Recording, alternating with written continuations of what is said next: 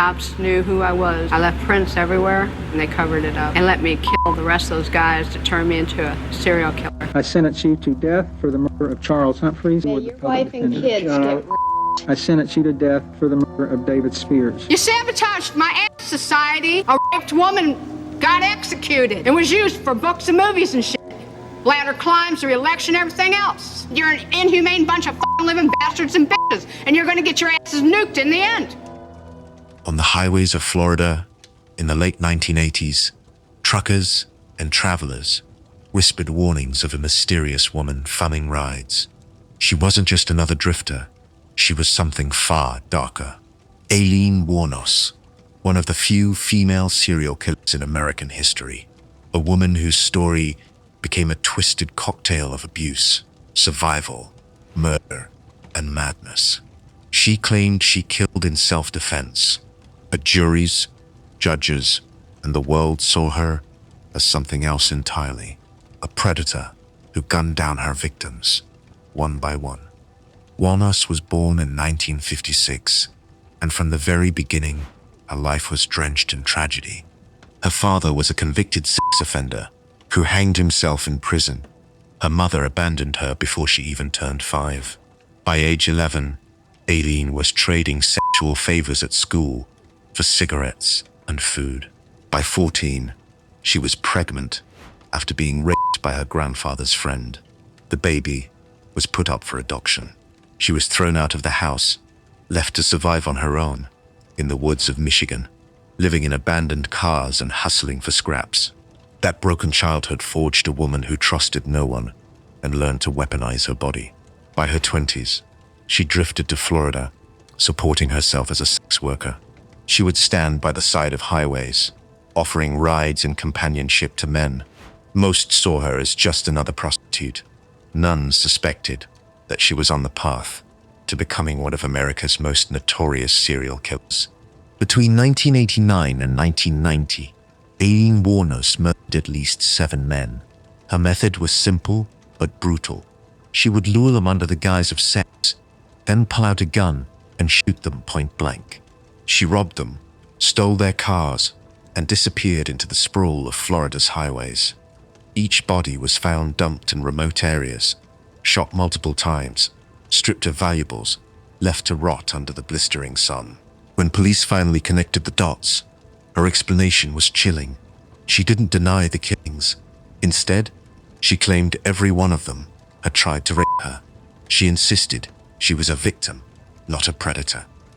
In her mind, she was fighting back against abusive men, but investigators and prosecutors painted a very different picture.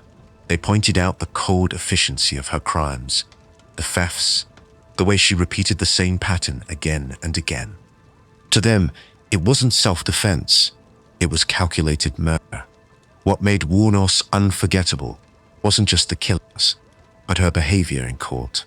While most defendants are coached to appear calm, remorseful, or broken, Wuornos did the opposite. She exploded in rage. She screamed at judges. She cursed at juries. She spit venom at the cameras. Her infamous outbursts became in national headlines. At one point, she ranted, "I killed those men in cold blood." The courtroom gasped. Viewers at home saw a woman completely unhinged, seemingly proud of the blood on her hands. But beneath the madness, there was also tragedy. Aileen Wuornos had one meaningful relationship in her life, with a woman named Tyria Moore. The two met in a Daytona gay bar in the mid-1980s and became inseparable. After Wuornos was arrested, investigators offered Moore immunity if she helped. Moore agreed, and under police direction, she made a series of recorded phone calls to Wuornos. On those calls, Aileen confessed to the murders, insisting she alone was responsible and that Moore had nothing to do with it. Those recordings became the cornerstone of the case, and Moore later testified against her in court. I have to confess myself. Okay, yes. Why the hell did you do this? Why did you do this? In 1992, Wuornos was convicted of 6 murders and sentenced to death. Over the next decade, she sat on Florida's death row, where she spiraled deeper into paranoia. She accused prison guards of spitting in her food, claimed the police let her keep killing just to sell her story, and even ranted about sonic pressure weapons being used on her. Her descent into delusion was as infamous as her crimes. On October 9th, 2002, Aileen Wuornos was executed by lethal injection. Her final words were bizarre, even poetic. She looked at the witnesses and declared, "I'll be back, like Independence Day, with Jesus. Big mothership and all. I'll be back." Then the chemicals flowed, and she was gone. Her story didn't end with her death. Aileen Wuornos became a cultural icon, the subject of documentaries, books, and even the Oscar-winning film Monster, where Charlize Theron portrayed her in one of Hollywood's most chilling transformations. To this day, her case sparks debate. Was she a monster who preyed on innocent men, or was she a broken woman who lashed out after a lifetime of abuse and exploitation? The truth lies somewhere in the middle. Aileen Wuornos wasn't born a killer. She was forged in an environment of violence, neglect, and betrayal. But when she picked up that gun and pulled the trigger, again and again, she crossed a line that could never be explained away by tragedy. Aileen Wuornos wanted the world to see her as a victim. Instead, history will forever remember her as the female predator who turned Florida's highways into hunting grounds. It is further ordered that on such scheduled date that you be put to death. Yes, I intend to complete my legal education and become a lawyer and be a damn good lawyer. Take care of yourself, young man. Thank you. It's a tragedy for this court to see as such a total waste, I think, of humanity that I've experienced in this court. You're a bright young man. If you'd made a good lawyer, I'd love to have you practice in front of me, but you went another way, partner. When America thinks of serial killers, one name rises above them all, a name that still sparks fear, fascination, and disgust. Decades later, Ted Bundy. Ted Bundy wasn't a shadowy figure hiding in the dark. He was handsome, well-spoken, and unnervingly charming.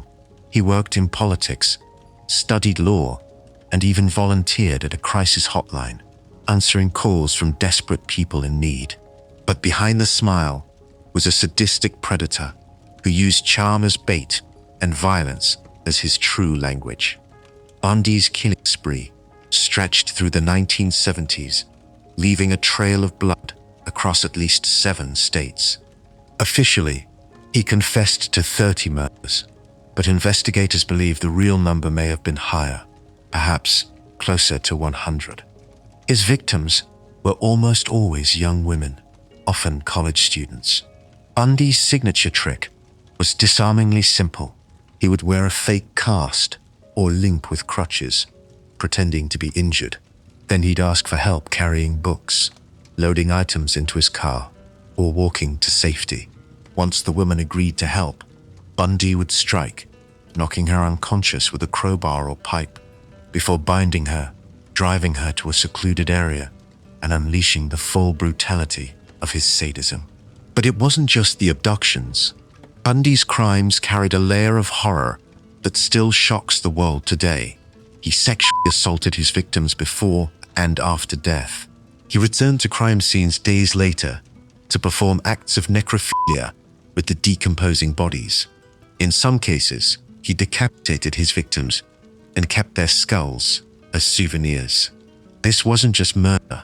It was domination, ritual, and perversion on a scale so grotesque, it made him one of the most infamous killers in human history.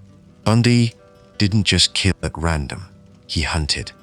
In January 1974, he broke into the basement apartment of University of Washington student Joni Lentz, bludgeoned her with a crowbar, and sexually assaulted her with a metal rod. She survived, but the injuries left her with permanent brain damage. Just weeks later, he murdered another student, dumping her body in a remote location. As his hunger for violence grew, Bundy's killings accelerated. In the summer of 1974, in broad daylight, he abducted 2 women within hours of each other from Lake Sammamish State Park. Witnesses remembered seeing a handsome man with his arm in a sling introducing himself as Ted. It was one of the first cracks in his facade, the first time his real name was tied to his crimes. Despite mounting suspicion, Bundy's ability to blend in was terrifying. Friends described him as polite, intelligent, and even boyish. He dated. He smiled for photographs. He charmed professors. He even studied psychology and later enrolled in law school, all while hiding the truth. He was one of the most prolific killers of his era. Bundy's arrest in 1975 for a failed kidnapping marked the beginning of the end. Inside his Volkswagen Beetle, police found handcuffs, ski masks, crowbars, and rope, the tools of a predator. Yet even behind bars, Bundy's story took bizarre turns. He escaped not once, but twice. In 1977, he leapt from a courthouse window in Colorado and vanished for 6 days. Later that year, he squeezed through a hole in the ceiling of his jail cell and walked out of the prison, free again. What followed was Bundy's final and most savage spree. In January 1978, he attacked Florida State University's Chi Omega sorority house. In the dead of night, he bludgeoned and strangled 4 young women, killing 2 and leaving 2 others critically injured.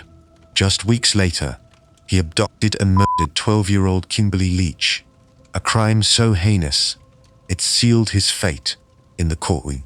Bundy's trials became media spectacles. Cameras packed courtrooms, and women flocked to watch, some even writing him love letters. The killer's charisma hadn't disappeared. He smiled for reporters, acted as his own attorney, and proposed marriage to a woman on live television during his trial. Carol, do you want to marry me? Yes. And I want to marry you. Yes. And I do want to marry you. But no amount of charm could erase the evidence stacked against him. Witness testimony, forensic proof, and his own arrogance. In 1979, Bundy was sentenced to death for the Chi Omega murders. Later, he received a second death sentence for Kimberly Leach's murder. For a decade, he sat on Florida's death row, taunting investigators with partial confessions. Just days before his execution, he began confessing in detail, admitting to killings in multiple states. He told interviewers he was addicted to pornography, blaming it for fueling his fantasies of violence. Experts and victims' families saw it as one last manipulation, a way for Bundy to dodge full responsibility. On January 24th, 1989, Ted Bundy was executed in Florida's electric chair. Outside the prison, crowds cheered, chanting, "Burn, Bundy, burn." Vendors sold t-shirts and hot dogs.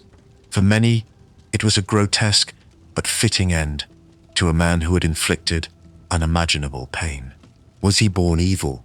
Or did his abusive childhood, an absent father, a mother who pretended to be his sister, a life of lies, help shape the darkness inside him? No answer will ever justify the horrors he unleashed. Ted Bundy once said, "We serial killers are your sons. We are your husbands. We are everywhere." He wanted the world to know that the face of evil isn't always a stranger in the dark. Sometimes, it's the charming man who smiles back at you. I didn't ever want freedom. Frankly, I wanted death for myself. What was he trying to do? Like he was listening to my heart, because at a point he told me he was going to eat my heart at that point. I know my time in prison will be terrible. I don't want to ever see my mother have to go through this again. Never, Jeffrey! Jeffrey! I hate you! Mother... I hate you! I am prepared for your sentence, which I know will be the maximum. I ask for no consideration. In the summer of 1991, Milwaukee police entered a small apartment that looked ordinary from the outside. What they found inside was a nightmare so grotesque it scarred America's memory forever. It wasn't just a crime scene, it was a house of horrors. Inside that apartment lived Jeffrey Dahmer, the man who would become infamous as the Milwaukee Cannibal. Dahmer's crimes went far beyond simple murder. Over the course of 13 years, he lured, drugged, strangled, dismembered, and in some cases ate parts of 17 young men and boys. He photographed their corpses, kept skulls and bones as trophies, and stored body parts in his refrigerator and freezer. In his apartment, detectives found human heads in the fridge, hearts and genitals preserved in jars, and a 57-gallon drum filled with dissolving torsos. How did someone like this exist undetected for so long? To understand Dahmer, we have to rewind to his childhood. Born in 1960 in Bath, Ohio, Dahmer was described as a shy, withdrawn boy. From an early age, he showed an obsession with dead animals, collecting roadkill and dissecting it in his backyard shed. Teachers noticed he was quiet and strange, but few could have predicted the darkness that would follow. His teenage years were marked by isolation and alcoholism. While classmates were planning for college, Dahmer was drinking heavily and fantasizing about control over other men. In 1978, just after high school graduation, Dahmer committed his first murder. He picked up 18-year-old hitchhiker Stephen Hicks, brought him home for drinks, and when Hicks tried to leave, Dahmer bludgeoned him with a dumbbell before strangling him. He crushed the bones and scattered them in the woods behind his house. Hicks vanished, and no one suspected the shy teenager. For nearly a decade, Dahmer kept his urges hidden. He enlisted in the army, only to be discharged for alcohol abuse. He moved back in with his grandmother, who grew suspicious of his late nights and strange behavior. But when she confronted him, Dahmer always had excuses. In 1987, his dark fantasies exploded again. At a Milwaukee hotel, Dahmer murdered Stephen Tuomi. This time, he kept the body for days, experimenting with dismemberment. It was the beginning of his descent into full-blown serial killing. From 1987 to 1991, Dahmer's pace accelerated. He targeted gay bars and bathhouses, offering men drinks, money, or photographs in exchange for company. Once lured back to his apartment, he drugged them, strangled them, and posed their bodies for photographs. But his depravity didn't stop there. He engaged in necrophilia, cannibalism, and chilling attempts at creating zombies by drilling holes in his victims' skulls and pouring acid or boiling water inside while they were still alive. He claimed he wanted them to be submissive, permanent companions. Instead, every attempt ended in death. Dahmer's neighbors often complained about strange smells coming from his apartment. He told them it was spoiled meat or tropical fish that had died. Astonishingly, the police had opportunities to stop him but failed. The most infamous example came in May 1991. A 14-year-old boy, Komarak Sinfesimphone, escaped Dahmer's apartment, half naked, bleeding, and incoherent. Neighbors called police, begging them to help. When officers arrived, Dahmer calmly convinced them that the boy was his 19-year-old lover, and they had simply argued. The police believed him, escorted the boy back into Dahmer's apartment, and left. Hours later, Komarak was dead. Just 2 months later, Dahmer's reign of terror finally ended. On July 22nd, 1991, Tracy Edwards, another intended victim, managed to escape. He fled the apartment with one wrist still in handcuffs and flagged down police. When officers entered Dahmer's home, the smell hit them first. Then came the photographs of mutilated bodies. Finally, they opened the fridge and found a human head staring back at them. It was one of the most shocking discoveries in modern crime history. Dahmer was arrested and quickly confessed. He spoke with chilling calmness, admitting to all 17 murders and describing them in detail. He told investigators he had eaten parts of his victims to become part of them. He admitted he kept skulls and skeletons for comfort. He even revealed that he fantasized about building a private altar made of bones, complete with candles and photographs, where he could sit and reflect on his killings. His trial in 1992 was a media circus. Families of the victims sat in horror as Dahmer's gruesome acts were laid bare. The defense argued insanity, pointing to the grotesque nature of his crimes as proof that no sane man could do such things. But the jury didn't buy it. They found Dahmer legally sane and guilty on 15 counts of murder. He was sentenced to 15 consecutive life terms, nearly 1,000 years in prison. But prison wouldn't be his end. On November 28, 1994, after just 2 years behind bars, Dahmer was beaten to death by another inmate, Christopher Scarver, in a Wisconsin prison bathroom. Scarver later said he killed Dahmer because of his crimes and because Dahmer mocked other inmates by shaping food into body parts. Even in death, Dahmer remains one of the most infamous names in crime history. Dahmer himself once said, "It's a process. It doesn't happen overnight. When you depersonalize another person and view them as an object for pleasure instead of a living, breathing human being, it seems to make it easier to do things you shouldn't do." The Milwaukee cannibal remains a chilling reminder that evil doesn't always hide in shadows. Sometimes, it lives in an ordinary apartment on an ordinary street, while the neighbors go about their lives completely unaware that a monster lives next door. It looked like it was a body, and it had no hand on it. In 2009, Cleveland police entered a modest house on Imperial Avenue. What they uncovered inside shocked not just the city, but the entire nation. The home didn't just smell bad, it reeked of death. Hidden in crawl spaces, shallow graves, and even the backyard were the decomposing remains of women. 11 victims in total, and the man responsible was Anthony Sowell, a convicted rapist who had been hiding in plain sight. Anthony Sowell's childhood was a study in cruelty, breeding cruelty. Born in 1959, he grew up in a home ruled by abuse. His mother was violent, beating the children with extension cords and forcing them into bizarre punishments. Sowell later admitted that he carried that rage with him into adulthood. By the time he was a young man, he had already begun his descent into violence. In 1989, Sowell committed a brutal rape. He lured a woman into his home, bound her with a tie, and assaulted her for hours. He was convicted and served 15 years in prison.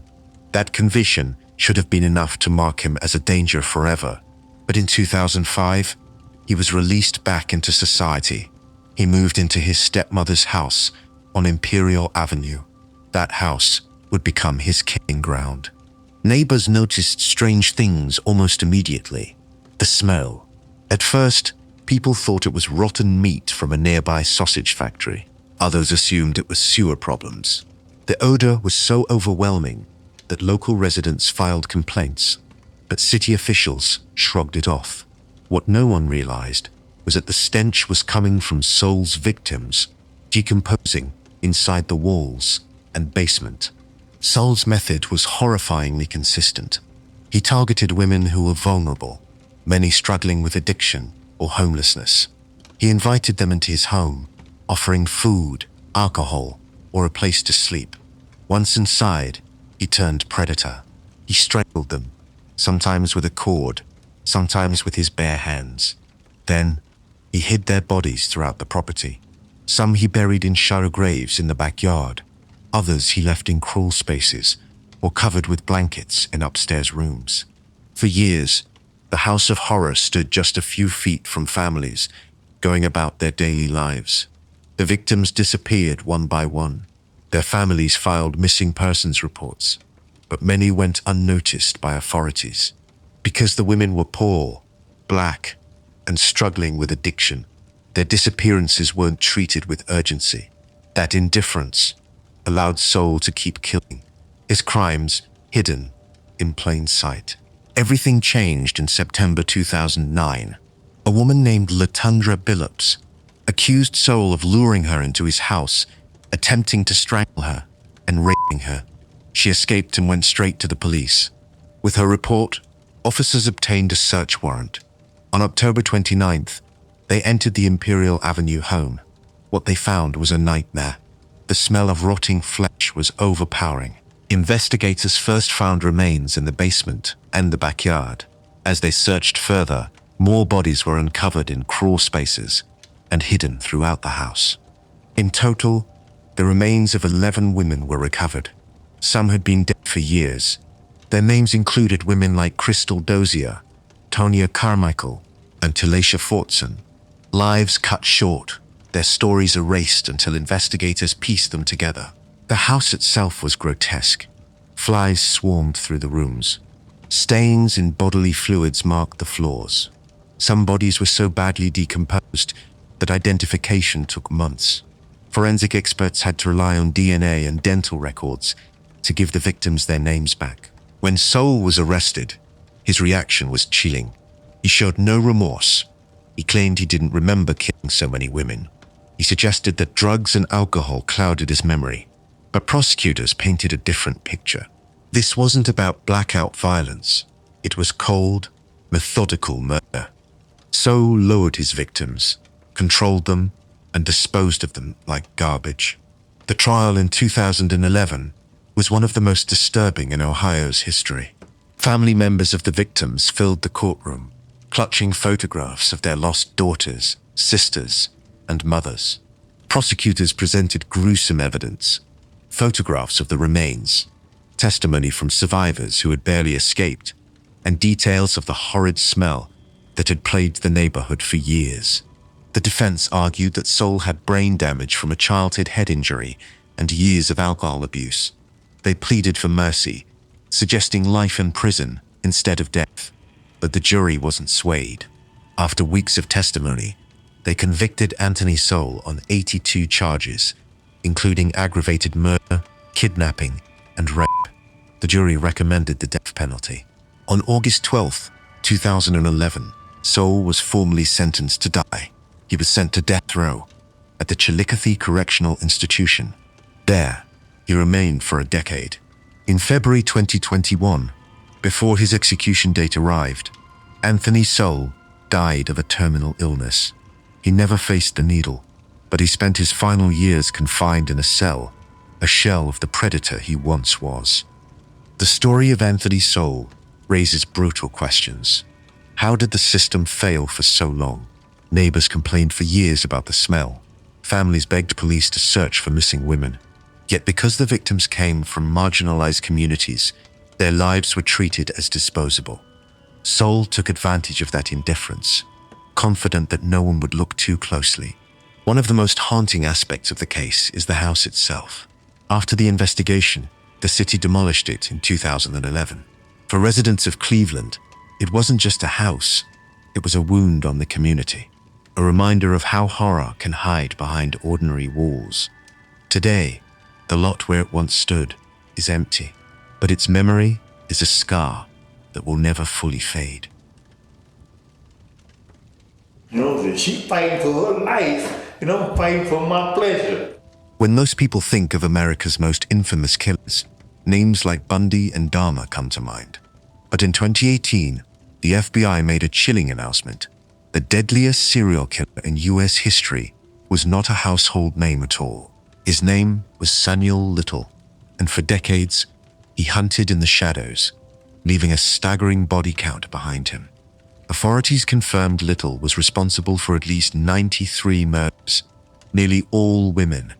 For years, he drifted across the country like a ghost, strangling his victims, dumping their bodies, and moving on before anyone realized what had happened. He wasn't flashy, he wasn't famous, and that's exactly why he got away with it for so long. Samuel Little was born in 1940 in Reynolds, Georgia. His childhood was shaped by instability. Raised mostly by his grandmother, he struggled in school, bounced between relatives, and began a life of crime early. By his teens, he was stealing cars, breaking into houses, and skipping classes to watch violent boxing matches. He dropped out of high school and was in and out of juvenile detention centers. Violence and transience became the fabric of his life. In the 1960s, Little's crimes escalated. He was arrested for robbery, assault, and drug-related offenses. But his true obsession wasn't theft, it was domination. He developed a method so consistent that it became his trademark. He targeted women on the margins of society, sex workers, drug users, women living in poverty. He chose them not only because they were vulnerable, but because he knew law enforcement would treat their disappearances as low priority. Once he lured a woman, Little's attack was quick and brutal. He strangled his victims with his bare hands, sometimes using a rope or belt. Strangulation was his signature because it gave him complete control, allowing him to watch the life drain from his victims. He later told investigators it gave him a sexual release. Because strangulation often leaves few obvious marks, coroners frequently ruled his murders as overdoses, accidents, or natural causes. That forensic blind spot allowed him to escape suspicion for decades. Little lived like a drifter, moving from state to state, city to city, leaving bodies scattered across the map. He killed in Florida, Texas, Ohio, California, Louisiana, and beyond. Police departments across the country never connected the dots. To them, each woman's death looked isolated, a tragic but unremarkable statistic. The law finally caught up with him in 2012, but not because of murder. Police in Kentucky arrested him on a drug charge and extradited him to California for outstanding warrants. In Los Angeles, DNA evidence linked him to the unsolved murders of 3 women from the late 1980s. All 3 had been strangled. Suddenly, Samuel Little wasn't just another career criminal.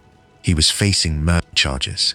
At his 2014 trial, prosecutors laid out the gruesome details. The victims, Carol Elford, Guadalupe Apodaca, and Audrey Nelson, had been strangled and dumped in alleyways. For decades, their families had no answers. Now, DNA tied them to Little. He was convicted and sentenced to life in prison without parole.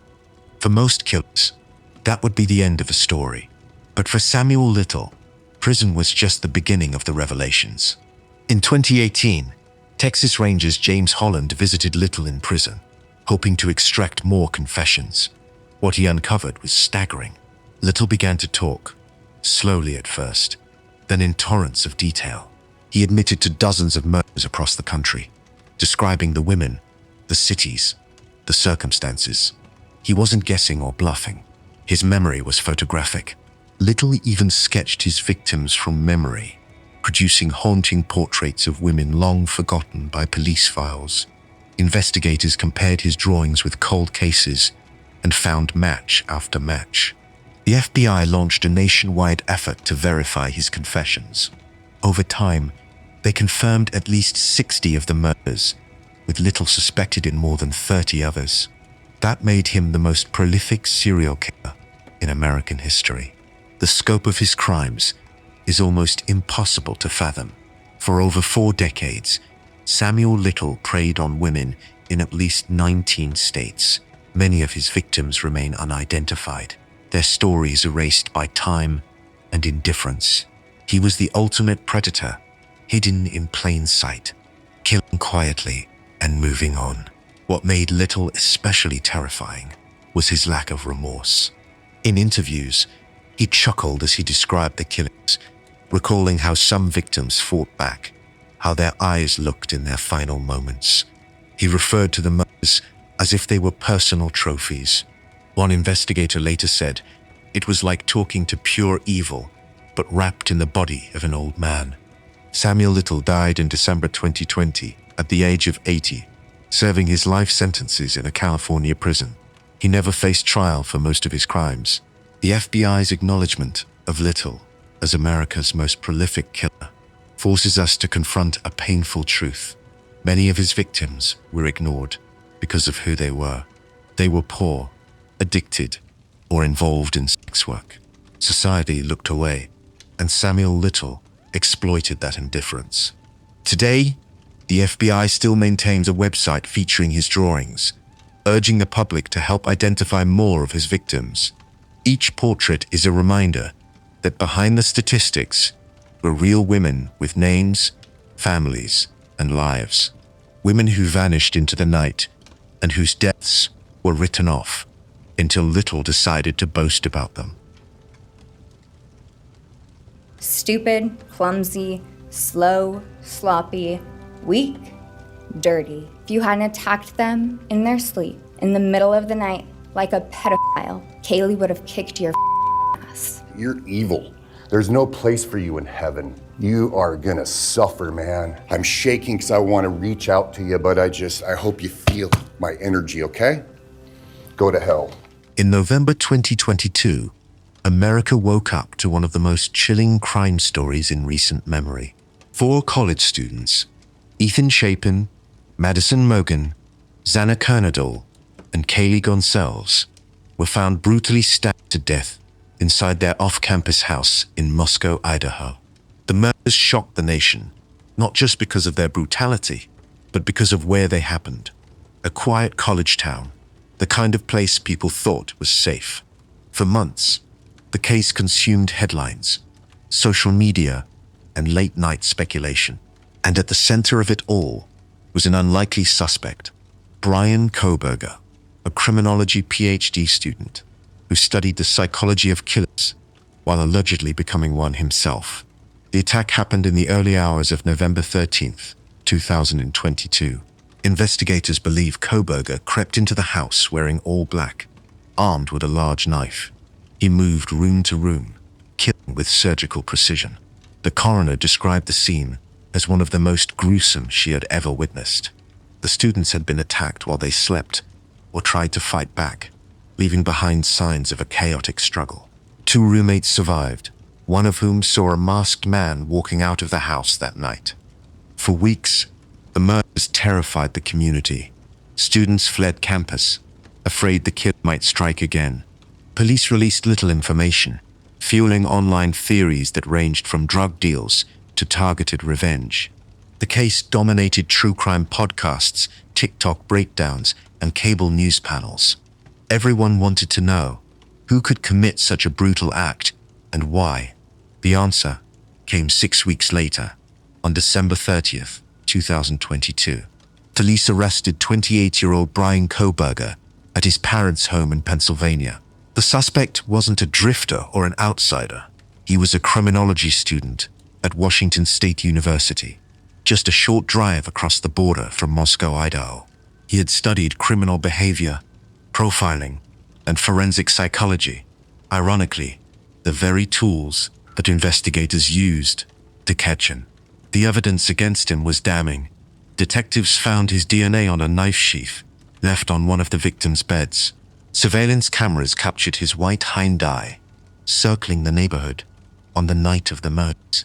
Phone records placed him near the crime scene multiple times in the weeks leading up to the killings, suggesting he had stalked the victims. The details were chilling. Investigators alleged that Kohberger had followed some of the victims on social media. He left his cell phone turned off during the hours of the murders, only to turn it back on as he drove home, an attempt to avoid detection that instead highlighted his movements. Even more disturbing, after the murders, he allegedly returned to the crime scene in the days that followed, driving past the house as though reliving what he had done. When news of his arrest broke, shockwaves rippled through the nation. How could a man who studied criminology, a man who should have understood law enforcement tactics, commit such a crime and think he could get away with it? Former classmates described Kohberger as awkward, controlling, and intensely critical. Some recalled how he would dominate classroom discussions, lecturing others on the minds of killers. Others noticed his obsession with fitness, diet, and control. He wasn't charismatic like Bundy, but there was a quiet arrogance about him. The trial became one of the most anticipated in years. Courtrooms filled with journalists, true crime bloggers, and grieving families. The proceedings were delayed multiple times, adding to the tension. Finally, in July 2025, Bryan Kohberger entered a plea agreement. He admitted to the murders of all 4 students, receiving 4 consecutive life sentences without the possibility of parole. By pleading guilty, he avoided the death penalty, sparking fierce debate across the country. For many, the outcome felt unsatisfying. 4 young lives had been cut short in the most violent way imaginable. Yet the killer would live out his life behind bars. Kaylee Gonçalves' family openly criticized the deal, calling it a betrayal of justice. Others argued but avoiding a lengthy death penalty trial spared the families more trauma. Either way, the case left scars that will never heal. The murders also forced people to confront uncomfortable truths about crime in America. These were not women lured off the streets, not victims of gang violence or random chance. They were college students in their own home, asleep in what should have been the safest place in the world. Their death shattered the illusion of safety that many young people carry when leaving home for school. In the end, Bryan Kohberger will never walk free again. He will spend the rest of his life in a cell, stripped of the control he once craved. But the questions he leaves behind are chilling. Why did he do it? What was his motive? Was it a fantasy, a test of his own intelligence, or pure sadism? We may never fully know. What we do know is this. On one cold November night in Idaho, 4 young lives were stolen by a man who thought he was smarter than everyone else. A man who believed he could study the rules, break them, and walk away untouched. He was wrong, and the world will never forget his name. Entertain the children there. And we didn't entertain them with handcuffs or anything like that. All we used, Few figures in the history of American crime blur the line between ordinary neighbor and monstrous killer more than John Wayne Gacy. To the outside world, he was a business owner, a Democrat precinct captain, and even a volunteer clown who entertained children at charity events. But beneath that smiling face was something far darker. Between 1972 and 1978, Gacy raped, tortured, and murdered at least 33 teenage boys and young men. He buried most of them under his own home. He became known as the Killer Clown, a name that still sends shivers down spines today. Gacy's early life showed signs of the darkness to come. Born in Chicago in 1942, he grew up under the shadow of an abusive alcoholic father. His father mocked him as weak, while his mother tried to shield him. As he got older, Gacy developed health problems, fainting spells, and struggles with his sexuality. He desperately craved approval and respect. That hunger for control and acceptance would later twist into violence. By his 20s, Gacy seemed like a man building a normal life. He married, had children, and became active in his community. He ran a small contracting company, PDM Contractors, and earned a reputation as hard-working. But beneath the mask of success, he carried disturbing secrets. In 1968, he was convicted of sexually assaulting a 15-year-old boy in Iowa. He served less than 2 years in prison before being released. The conviction should have branded him as a danger forever, but instead, Gacy returned to Chicago, where he rebuilt his image and resumed his life. During the 1970s, Gacy cultivated an appearance of respectability. He threw neighborhood parties, rubbed elbows with politicians, and even dressed up as Pogo the Clown to perform at children's hospitals and fundraisers. But behind closed doors, he was luring young men, often runaways or boys looking for work, into his home under the pretense of job offers or friendship. Once inside, Gacy used a sinister trick. He would convince his victims to try on handcuffs, calling it a magic trick. Once restrained, the laughter turned to horror. Gacy would then assault, strangle, and sometimes torture them for hours. Many victims were buried in the crawl space beneath his house. The stench of decay eventually became so strong that neighbors complained, but Gacy always had excuses. For years, he evaded suspicion. Police often dismissed missing boys as runaways. Families begged for answers, but their pleas fell on deaf ears. Gacy thrived in that indifference. By the time authorities finally took him seriously, dozens of boys were already dead. The unraveling of Gacy's double life began in December 1978, when 15-year-old Robert Piest vanished after telling his mother he was going to speak with Gacy about a construction job. Police obtained a search warrant for Gacy's home. What they discovered was horrifying. Investigators found a crawl space filled with bodies. One by one, they unearthed the remains of 29 young men buried under the house. 4 others were found in nearby rivers. The sheer scale of the killing shocked even veteran detectives. Gacy's arrest revealed the extent of his monstrous double life. He had been murdering for years, while simultaneously entertaining children as a clown and shaking hands with politicians. The contrast was so grotesque that his story became a media frenzy. Reporters dubbed him the Killer Clown, cementing his place in true crime infamy. At his 1980 trial, prosecutors laid out the gruesome evidence. Survivors testified about Gacy's violent sexual assaults. Families of the missing listened in horror as police described pulling bones from his cruel space. Gacy, for his part, claimed insanity, suggesting that Jack, an alternate personality, had committed the murders. The jury didn't believe it. They convicted him on 33 counts of murder, the most for any one person in U.S. history at that time. He was sentenced to death. For 14 years, Gacy sat on Illinois' death row, painting portraits of clowns that later sold for thousands of dollars to morbid collectors. He gave interviews, alternating between denial, blame-shifting, and arrogant justifications. In one infamous interview, he declared, "I should never have been convicted of anything more serious than running a cemetery without a license." On May 10th, 1994, John Wayne Gacy was executed by lethal injection. Crowds gathered outside the prison, some holding signs, others cheering. After his death, his brain was removed for study, in hopes of finding a biological cause for his depravity. Nothing definitive was ever discovered. The legacy of John Wayne Gacy is one of horror wrapped in ordinary disguise. He wasn't a drifter or an outcast. He was the man next door, the neighbor who waved while mowing the lawn, the clown who made balloon animals for children.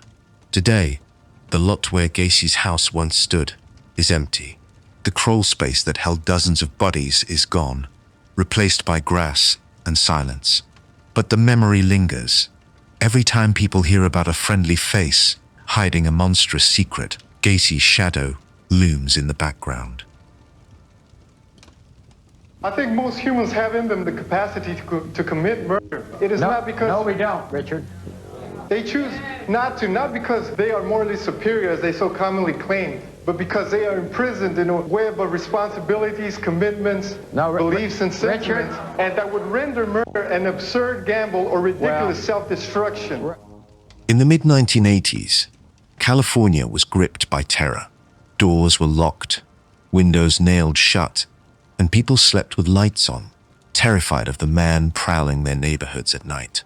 He was called the Night Stalker, his real name, Richard Ramirez, a self-proclaimed Satanist, rapist, and murderer whose random sadistic attacks made him one of the most feared killers in American history. Ramirez wasn't just brutal, he was unpredictable. He targeted men, women, and even children, with no consistent pattern. He raped, tortured, and murdered at will. He broke into homes at night, using the cover of darkness as his camouflage. Sometimes he used a gun, other times a knife, a cord, or even a hammer. His randomness created a wave of paranoia across Southern California. No one knew who would be next. Born in 1960 in El Paso, Texas, Ramirez's early life foreshadowed the monster he would become. He grew up in poverty, exposed to violence from a young age. His father was abusive, and by his teens, Ramirez was heavily into drugs. But one of the most disturbing influences came from his cousin, Miguel, a Vietnam veteran. Miguel would show young Richard photos of Vietnamese women he had raped and killed during the war. He even bragged about decapitations and mutilations. When Ramirez was just 13, he witnessed Miguel shoot his wife in the face during a domestic argument. That moment cemented violence in his psyche. By his 20s, Ramirez had moved to California and was fully immersed in drugs, theft, and Satanism. He believed the devil guided him, and he incorporated satanic rituals into his crimes. Victims reported him forcing them to swear to Satan as he assaulted them. He left pentagrams at crime scenes, drawn in lipstick, or scratched into walls. For him, murder was both a thrill and a ritual. Between 1984 and 1985, Ramirez unleashed a spree of terror. In June 1984, he murdered 79-year-old Jenny Vincow in her home, stabbing her repeatedly and slashing her throat. Over the next year, he struck again and again. In March 1985, he shot and killed a man before assaulting the man's wife. Weeks later, he broke into another home, shooting a 64-year-old man and raping his wife. The violence escalated. He mutilated victims, kidnapped children, and committed acts of unspeakable cruelty. Unlike many killers, Ramirez thrived on chaos. He didn't care if people were awake. He didn't care if there were multiple victims. He wanted to spread fear. Police were baffled by his lack of a consistent method. At times, he wore gloves and left no prints. Other times, he left behind shoe impressions, one of which investigators eventually traced to an Avia sneaker, a key piece of evidence that would later link him to multiple crime scenes. By the summer of 1985, the Night Stalker had become a household name. Newspapers ran terrifying headlines. Families huddled in fear. Gun sales skyrocketed across Los Angeles. Residents formed neighborhood watch patrols, determined to protect themselves from the faceless intruder. But Ramirez wasn't invincible. In August 1985, a turning point came. He abducted 2 young sisters, assaulted them, and released them. Investigators finally got a solid fingerprint from a stolen car he had abandoned. It matched Richard Ramirez, a drifter with a long rap sheet of burglary and drug charges. Authorities released his mugshot to the media. The Night Stalker suddenly had a face. Days later, Ramirez was spotted in East Los Angeles. When residents recognized him from the newspapers, he tried to flee, but this time, the community turned on him. Locals chased him through the streets, beating him with pipes and holding him down until police arrived. The city that had lived in fear had captured its monster. His trial in 1989 was as disturbing as his crimes. Ramirez showed no remorse. He smirked in court, flashed a pentagram carved into his hand, and shouted, He soaked up the media attention, becoming a twisted celebrity. Women wrote him love letters, sending nude photos and declaring their devotion. The phenomenon of killer groupies reached a disturbing peak with Ramirez, who became a cult-like figure to some, despite his atrocities. The evidence against him was overwhelming. Fingerprints, eyewitnesses, ballistic tests, and stolen property from victims found in his possession. He was convicted of 13 murders, 5 attempted murders, 11 sexual assaults, and 14 burglaries. The jury sentenced him to death. Even then, Ramirez remained defiant. He told reporters, "Big deal. Death always comes with the territory. See you in Disneyland." Big deal. Death always went with the territories. I'll see you in Disneyland. He was sent to California's death row at San Quentin, where he would spend the rest of his life. Richard Ramirez died in 2013 of cancer, long before his execution date arrived. For nearly 3 decades, he lived in prison as one of America's most notorious killers. His legacy is pure terror. Why did you kill those people? No comments. Ramirez didn't have a single type of victim. He didn't follow a predictable pattern. He was random, chaotic, and fueled by evil ideology. That's what made him so terrifying. You couldn't prepare for him. You couldn't predict him. You could only hope he didn't choose your home. The Night Stalker taught California a brutal lesson. Sometimes evil doesn't hide. It kicks down the door in the middle of the night. Поднимайте подсудимого. Чикатило, по приговору суда вы приговорены к смертной казни. Вам ясен приговор суда? Ясен. Уводите. In the crumbling Soviet Union of the 1970s and 1980s, a killer stalked the countryside, preying on women and children with unimaginable brutality. His crimes were so horrific, so grotesque, that even hardened investigators struggled to comprehend them. His name was Andrei Chikatillo, but the world came to know him as the Butcher of Rostov. For over a decade, Chikatillo terrorized the Soviet Union, killing at least 52 people, though some estimates placed the number higher. His victims were often school children, runaways, or vulnerable women, lured to remote areas with promises of food, work, or shelter. Once alone, he unleashed violence that defied human comprehension. He stabbed, slashed, mutilated, and in many cases, cannibalized parts of his victims. The brutality was staggering. Chikatillo was born in 1936 in Ukraine under Stalin's oppressive rule. His childhood was marked by famine, poverty, and humiliation. Neighbors whispered that his older brother had been kidnapped and eaten during the Holodomor, a trauma that haunted the family. His father was captured during World War II, leaving Andrei to grow up under the harsh control of his mother. He struggled with chronic impotence, a condition that filled him with shame and rage. These frustrations, combined with a deep sense of inadequacy, festered inside him for decades. On the surface, Chikatillo appeared unremarkable. He studied, married, and became a father of 2 children. He worked as a school teacher and later as a clerk. But beneath the facade of normalcy, his urges grew darker. He began exposing himself to children, groping students, and indulging in violent fantasies. Early arrests for sexual misconduct were often dismissed by Soviet authorities, who treated such crimes as minor or embarrassing. That failure to act allowed him to escalate. His first known murder came in 1978. He lured 9-year-old Yelena Zakatovna to a shed, attempted to rape her, and when he couldn't perform sexually, he stabbed her repeatedly in frustration. She died in a frenzy of blood.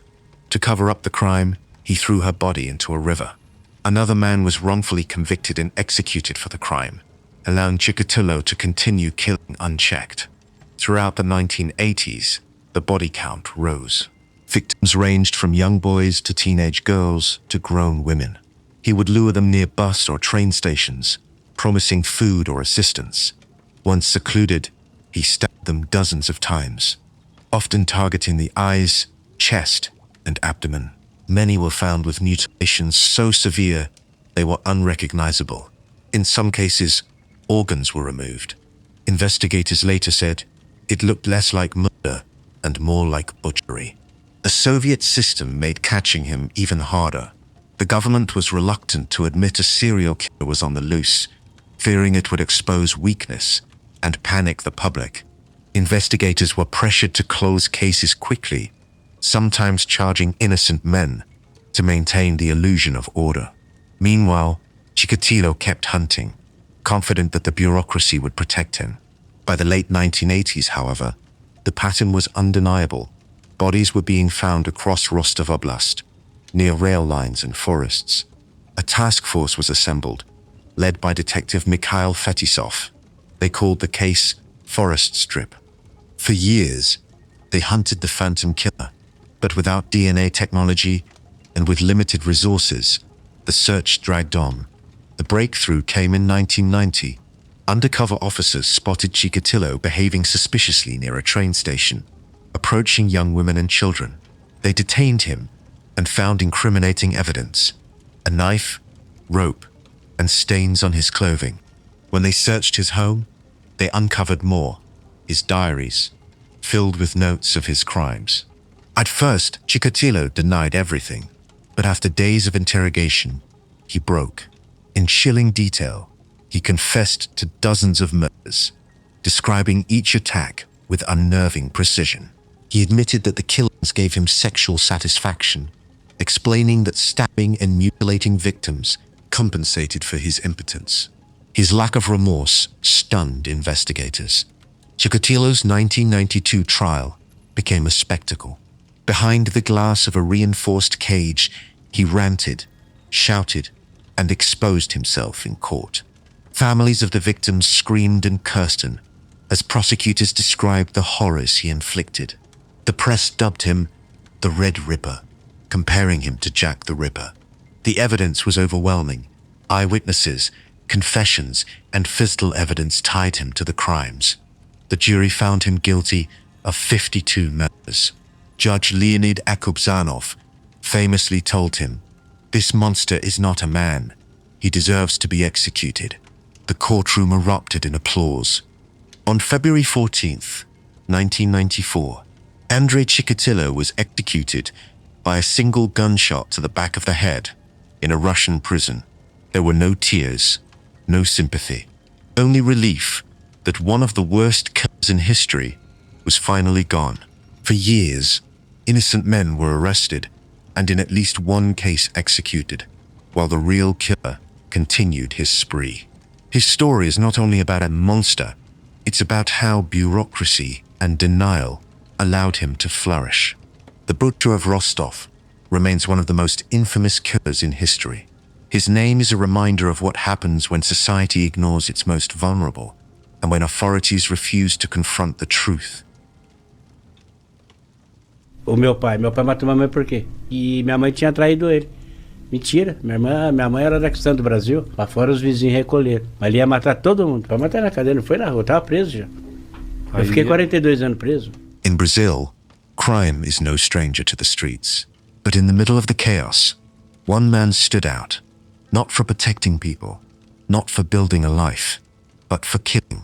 His name was Pedro Rodrigues Filho. The world came to know him as Pedrinho Matador, which means Little Pedro the Killer. He murdered over 70 people, maybe more. He claimed he only killed the guilty, rapists, murderers, abusers. But what he called justice was really an obsession with blood.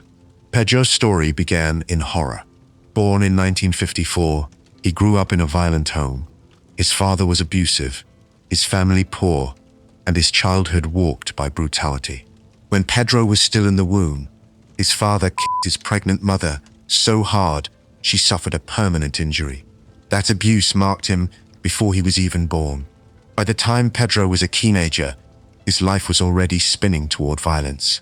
At 14, he committed his first murder.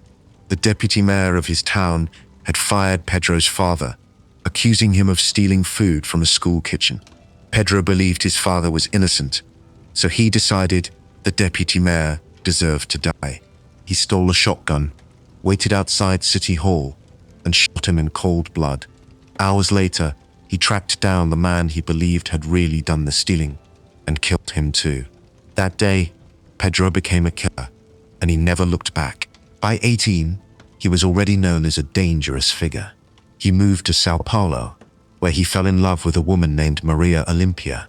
For a brief moment, he tasted something normal: love, stability, even the possibility of a family. But when Maria was murdered by criminals, Pedro's response was the only one he knew: revenge. He hunted down her killers and executed them one by one. From then on, killing wasn't just something he did, it was the center of his life. In 1973, police finally arrested him, but prison didn't stop Pedro. It gave him more victims. Behind bars, he claimed to be a vigilante. He killed rapists, gang members, and anyone he decided was evil. Some inmates were stabbed dozens of times. Others were strangled or slashed to pieces. Pedro even bragged about carving the words, "I kill for pleasure," into one man's chest. He wasn't just punishing criminals, he was enjoying it. The most shocking act of his prison years wasn't against strangers. It was against his own father. While locked up, Pedro learned that his father had murdered his mother with a machete. Pedro swore revenge. During a prison visit, he ambushed his father, stabbing him 22 times before cutting out a piece of his heart. He put it in his mouth, chewed, and spat it on the ground. Even by prison standards, it was an act so brutal it became legend. By the time courts tallied up his crimes, Pedro Rodrigues Filho had been convicted of 71 murders. Some investigators believed he killed over 100. His sentences added up to more than 400 years in prison. But Brazil's law at the time capped sentences at 30 years. In 2007, after serving 34 years, Pedro walked out of prison a free man. Most killers disappear into obscurity. Pedro did the opposite. He embraced his fame. He started a YouTube channel where he told stories of his past, commented on crime, and even claimed he was reformed. His channel grew, attracting thousands of subscribers. Viewers couldn't believe what they were watching. A serial killer lecturing about morality. Some saw it as darkly fascinating. Others saw it as offensive. A murderer turning his crimes into entertainment. But Pedro couldn't escape his past. In March 2023, outside his home in Morgue das Cruzes, Sao Paulo, gunmen ambushed him. He was shot multiple times in broad daylight and died instantly. The man who had once killed with impunity was now just another victim of Brazil's endless cycle of violence. His murder remains unsolved. Some believe it was revenge from families of his victims. Others think organized criminals wanted him silenced. But the truth is, Pedro lived by the blade, and he died by it. Pedro's life forces an uncomfortable question. Was he really a vigilante who punished the guilty, or was that just his excuse? To the families of his victims, it doesn't matter. Whether his targets were rapists or rivals, he left behind destruction. His final legacy is a warning. Violence never cancels violence. It only multiplies it. Pedro left Brazil with more blood, more pain, and more victims than anyone can count. These 10 names remind us that monsters don't just live in horror stories. They walk among us. They smile. They shake hands. They go to school. They raise families. And behind that mask, they destroy lives. From Bundy's charm, to Dahmer's fridge of horrors, to Pedro's twisted code of vigilante justice, these cases reveal the darkest depths of human cruelty. They are a haunting reminder that the most devastating evil can sometimes come from the people who seem the most ordinary. If you found this exploration into these shocking cases compelling, please hit the subscribe button and turn on notifications. Which of these killers do you think was the most disturbing? Share your thoughts in the comments below.